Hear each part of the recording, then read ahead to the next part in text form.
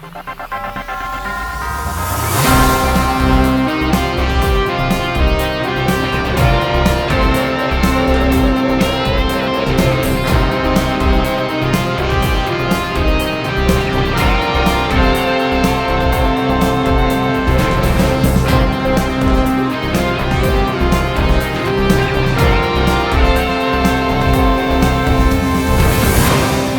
and welcome. This is From the Bookshelves of Forbes India. I am Divya Shekhar. Also joining me in the studio today is my colleague Kathakali Chanda, who is Forbes India's sports correspondent, and together we'll be in conversation with a very special guest. This cricketer is a legendary Australian all-rounder who has represented his country in more than 300 games. He scored over 10,000 international runs and taken nearly 300 wickets. These days, you see him on your television screens or on your mobile phones as a commentator for the Indian Premier League games. I'm talking about none other than Shane Watson. Welcome to From the Bookshelves, Shane. It's lovely to have you here. Thanks so much for having me.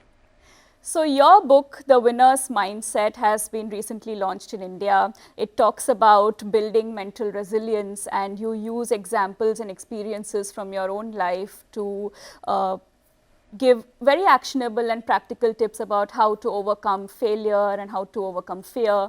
Why did you have the need to write this book? Yeah, look, I feel I was very fortunate to be able to meet someone who gave me this information that I was 34 years old at a stage in my career where I wasn't performing anywhere near my best, and this guy who I went to see to be able to who had this mental skills information. Once I went and spent time with him and spent 2 days going through this information. It's information that I hadn't heard before, and even being around mental skills coaches, sports psychologists in the past. Over the previous sort of like 20 years of being in the Australian career pathway, I never had access to this type of information. That it was really simple to understand, it was really actionable, and from that moment on, I knew that I had to find a way to be able to get this information out to as many people as possible, because unfortunately this information is not readily available. It's one of the mental skills and understanding how your mind works, so you can get out of your own way to perform at your best consistently. That information is not readily available, and it should be. Right. It should be available at schools. It should be from a teenager. It should be available to anyone who wants to be able to try and master their mind. Right. We're all performing all the time, so we all want to be able to understand how to be able to get out of our own way to be able to perform at our best, which a lot of the time, even with the best intentions, we're so good at sabotaging our own performances. Right. This person that you're referring to, is it mental performance coach Dr. Jacques Dallaire? That's right, yes. Dr. Jacques Dallaire, I got connected up to him through an Aussie IndyCar champion, Will Power, who's now won 2 IndyCar championships. It was a random meeting at an event in Sydney, Australia, and he'd been going through a similar experience with his performances and his fear of getting in the car. I was going through a very similar experience over the previous 9 months of the fear that had come into my performance after the tragic death and an accident of Phil Hughes being killed on the cricket field.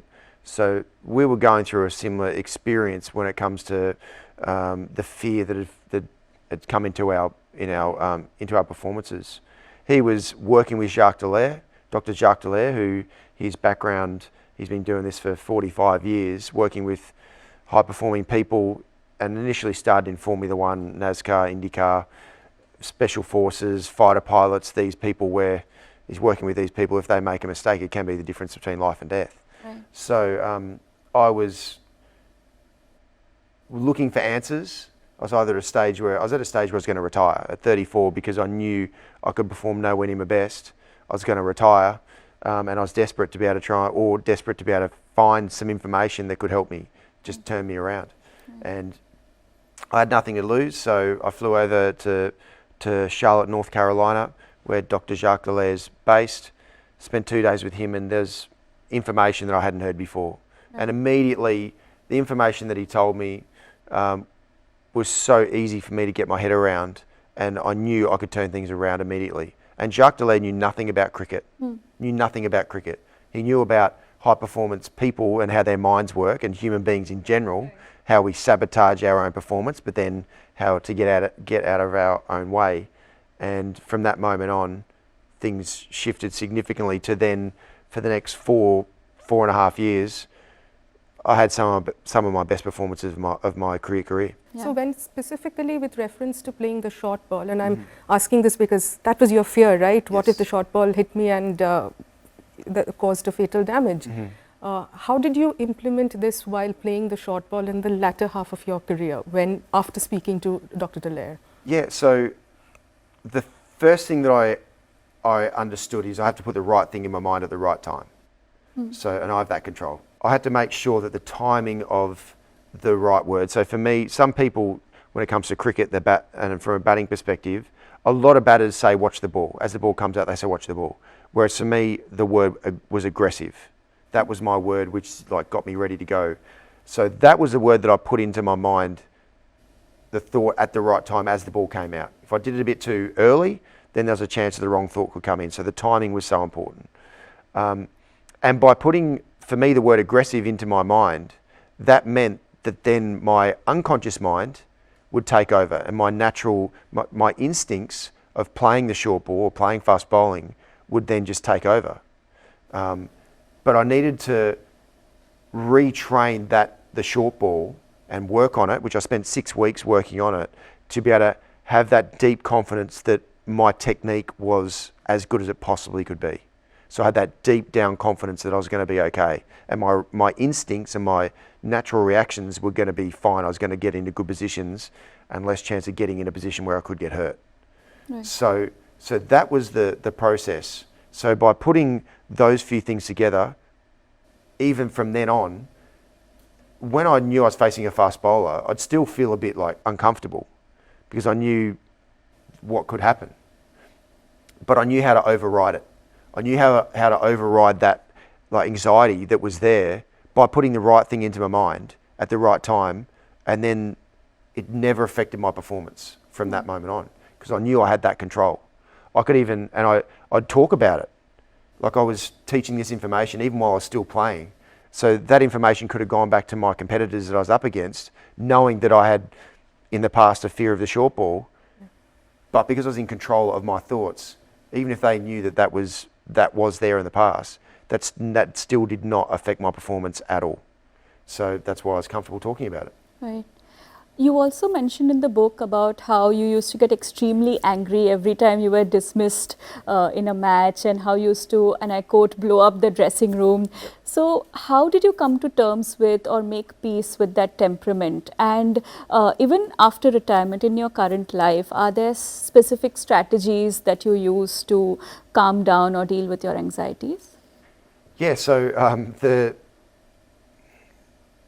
getting out the sort of like frustration out, letting the frustration out in the change room after I got out, that was a learned behaviour, because I felt like, and I learned it along the way, I felt like you had to look like you really cared. Yeah. So by like getting frustrated, yelling out or throwing your gloves or whatever it was, I had to look like I really cared. Okay, even though I really did. But there's other people who didn't do that, who just sat down quietly, but they cared as much as I did. But that was sort of a learned behaviour from a teenager, really.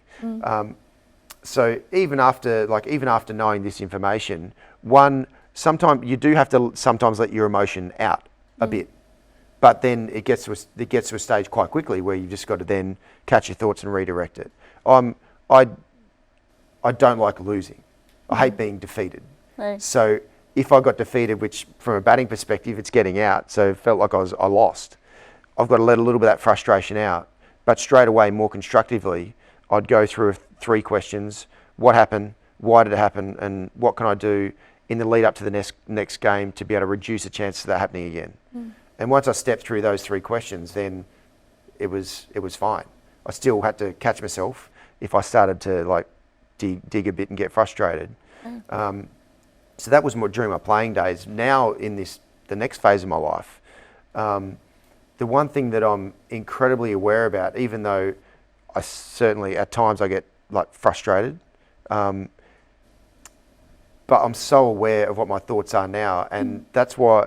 And now, no matter what, if there's something going on, if I'm overthinking a situation, or if I'm getting frustrated and emotional, I catch that thought and redirect it to an anchor. And every individual, every human being needs to have an anchor that they put their mind to, they put their thoughts to be able to get their mind on neutral. Yeah. And get them back to the present. Yeah. So for me, my anchor is having a song in my head. Oh. That was my anchor that I had when I played in the end, Right. after I knew this information. But now that's the one thing that I go to when I know I'm starting to overthink something, or I'm getting my emotions are starting to come up. Right. Different people have different anchors. Some people have their focus on their breathing. Some people just focus on something out in the distance. Some cricketers use chewing gum as a way to sort of bring themselves back to the present. And an anchor is just a technique to be able to bring yourself back to the present. So when you're present, you're not thinking about what's happened or what might happen. And that's really what an anchor is. It's just to get your mind on neutral. So that's the technique that is so unbelievably powerful, that everyone needs to define what their anchor is, whether it's one or whether it's a couple that they have ready to go, because that's their way of being able to just catch it and redirect it, so the anxiety either doesn't build up because you're not thinking about or worrying about what might happen, Right. or if the emotion's starting to build up, you just catch it and redirect it to that as well. You said you get anchored with a song, right? What song is that? It depends on what I've been listening to. Oh. That's a question I get asked a lot. Yeah. What are you listening to now? At the moment, I'm listening to Chris Stapleton. I love my country music because I find that very soothing for the Right. soul. So any Chris Stapleton song at the moment. But yeah, so it just depends on what I'm listening to Right. at that point in time. But I'll always have one or two songs, like a playlist sort of ready to go to just jam into my mind. So music grounds you. Absolutely. That's a way for me to be able to just get back to the present Yeah. and put my mind on neutral. Yeah. So I'm not overthinking anything. I'm not allowing my emotion to sort of boil over, which as humans it does sometimes. We're all human. That happens at times, but it's understanding how to control it more often than not. Yeah. I mean, putting your mind on neutral or blocking out the noise that's there outside can be so important. Like, for instance, if you take the case of Mumbai Indians skipper Hardik Pandya versus the home fans right now. So what are your suggestions or strategies about how one can block out all that noise, all those externalities, to really focus on what's important? Yeah, when it all boils down to mastering your mind and mastering mental skills, it really comes down to creating this like cocoon around you, this bulletproof cocoon around you, where anything outside just like bounces off it. Yeah. So, and that's by understanding how to control your thoughts, by understanding it's like putting headphones on, so nothing outside of what's going around can get into your mind at all. And that's unbelievably challenging to be able to do. And it takes a lot of work to be able to, and a lot of like consistent work over like a few years to be able to build that really like bulletproof cocoon around you. But once you do build those skills, then it doesn't matter what situation arises, nothing's going to get inside of that bubble to be able to infiltrate your mindset, which then could affect your performance. Yeah. And right now we talk about Hardik Pandya. Look, this is a huge challenge for him because there is a lot of noise. Yeah. There is a hell of a lot of noise around him at the moment, whether that's the local fans in Mumbai Indians sort of booing him, whether that's his own thoughts that are going on, trying to find his feet back into the Mumbai Indians with some of the noise that's around performance alone as well. But when you've mastered your mind, which takes a lot of time, then those things in the end, again, it's like putting headphones on. It's just nothing comes in for you being the best that you possibly can. That doesn't mean you're going to get the best results every single time, but you're giving yourself the very best chance to be able to get the best results you possibly can. And that's all you can do. Right. I want to steer the conversation back to training the mind, the point that you mentioned earlier, and because it's very difficult and, in my opinion, almost impossible to not think about what's on your head at any given point, right? It's like how Ricky Ponting also told you that, when you tell a bowler not to bowl a wide, he or she, that's what plays on their mind, bowling a wide. So, I also ask this in context of the young or first time captains in the IPL game, right? There have been so many close finishes. So how can a captain, or rather how should a captain marshal his resources, in the dying overs of a game, especially when one or two balls can change the outcome of the match? Yeah. And that's the incredible thing about the mind is around if you give someone the downside to it, the negative side to it, so like don't bowl wide or don't make a mistake. That's actually what they're thinking about. Yeah. Don't do it. So you're actually thinking about it. Yeah. Whereas if you give someone a different direction, which is this is the ball you need to bowl, and this is how you bowl it by knowing the bowler, this is how you execute it, then it empowers that person to go, okay, this is the one that I'm bowling, and this is how I bowl it, bang. And you're just fully focused on the process, the execution of it. And it's such a simple, thing, but it has such a huge impact. Yeah. Don't bowl a wide, and that's where you're running and going, oh, don't bowl it, or don't make a mistake, compared to this is the ball that you need to bowl, which has got nothing to do with a wide. You haven't mentioned a wide. This is the ball you need to bowl. This is how you bowl it. Well, you know how to bowl it. This is the one, so just focus on executing that. And straight away, you've redirected your mind to the right thing to give yourself the best chance of executing your skill. Yeah. Whether it's the last over of a T20 game, whether it's the first over, it's actually just taking control to be fully focused on the execution part and giving yourself the best chance of doing that, not don't make a mistake. Yeah, like you said, words and tone of your conversation or tone of intent really matters. Absolutely, yeah, because there's words. Words have layers to it, so the words can mean nothing really if your tone or your body language is different. So, and that's where again it's understanding the player that you're working with and the individual that you're working with to be able to get the very best out of them. But the most important thing for any leader, whether it's a really experienced leader or a young leader, is just directing the player, directing that person who's performing to the right thoughts for them to be at their very best. So the wrong thoughts, they're not trying to perform thinking about, oh, don't stuff up. You've played a lot of IPL matches with Mahendra Singh Dhoni as the captain, the coolest customer, as cool as you can have it. How would he react in these close contests in the dying overs? What would he tell the bowler, or if he's in the dugout, what sort of instructions would he send out to the batter? He wasn't really someone to send out instructions from a batting perspective, but as a leader on the field when his bowler was under pressure, he knew his bowlers that he was working with really well. As in, he knew the players that he could leave alone, the bowlers he could leave alone, and knew that they were fine, they were okay under pressure, and they were clear on what they wanted to do and how they wanted to execute it. Or he also knew if as a player who under pressured situations were more chance of getting it a bit wrong and starting to think about and worry about making a mistake. So as soon as he knew it was that type of if it was that person, he'd just go up to them and say, okay, this is your field, this is your ball that you're going to bowl, and this is how you do it. And that's it. So he empowered the bowler by not going, MS Dhoni would never say don't make a mistake.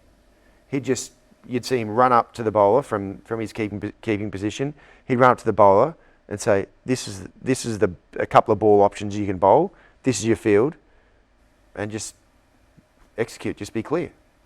Yeah. So, but he knew the players to be able to do that too, who needed some direction at times, and he also knew the ones that didn't need direction, and that was the incredible skill, the emotional intelligence that MS Dhoni's got to be able to understand what every individual needs, and he reads it very quickly. Yeah. Even if it's a new player coming in, he's got a great awareness to be able to pick it up quite quickly. Right. And right after the IPL, we are going to go into the T20 World Cup, and it is expected that a lot of the selections of the T20 teams would be based on the IPL performances. Now, when you look at the Indian team, there's just a few certainties and a lot of contenders for a finite number of slots.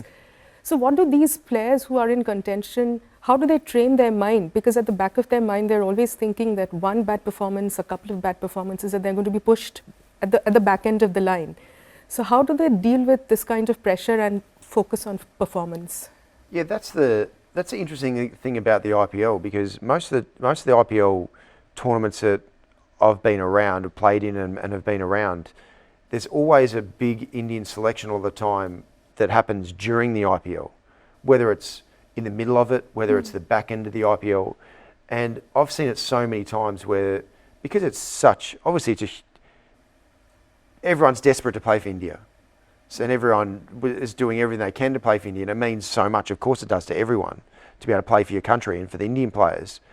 But you see, I'll talk from a batter's perspective as a starting point, you see the batters at times you can see they're only looking to score runs and stay for long periods of time. Whereas in T20 cricket, yeah, you want to score runs, but you need to do it quickly. Yeah. Whereas the guys, if you can see, aren't doing it that quickly because there's something bigger on the horizon that they're trying to get enough runs to be able to get in the team, where that's actually doing them a disservice. There's less, by them doing that, there's less chance of them actually in the end getting picked. And that's where it just comes down to understanding what process do I need to follow in the lead up to every game, and then ball by ball when I'm out there, to be able to bring the best version of myself.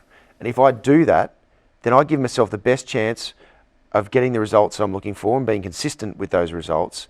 Which means if I do that ball after ball, game after game, then that gives me the best chance of being able to get selected in those teams. And then that's incredibly hard to do, because what's on the horizon is huge. A World Cup, a T20 World Cup, it's huge. Yeah. And there's only a certain amount, as you said, there's only a certain amount of spots available, and everyone's desperate to get them. But that's the conundrum that people face is, well, for me to get there and give myself the best chance, I need to do this and not even think about what's on the horizon. I need to be really present and follow my process, my routine in the lead up to each game, and then every moment in every game, follow that to the best of my ability. And if I do that, then I'm a really good chance, and I'm the best chance that I can be to being picked. So you've played against some of the best, played with and against some of the best players of your times. At that elite level that you're operating, all players sort of exhibit a level of mental resilience, which is not common otherwise. But even then, in your opinion, which of your colleagues displayed the best ability to put mind over matter? Yeah, there was a few that really stand out. And with all these guys I'm going to mention, they discovered it for themselves. As in, they didn't seek out someone to be able to help them find it. Yeah. They just, over the circumstances that aligned, where they discovered it and go, oh, that worked, and I'm going to keep doing that because that's good and I'll perform really well. So the one that stands out for me the most is Shane Warne.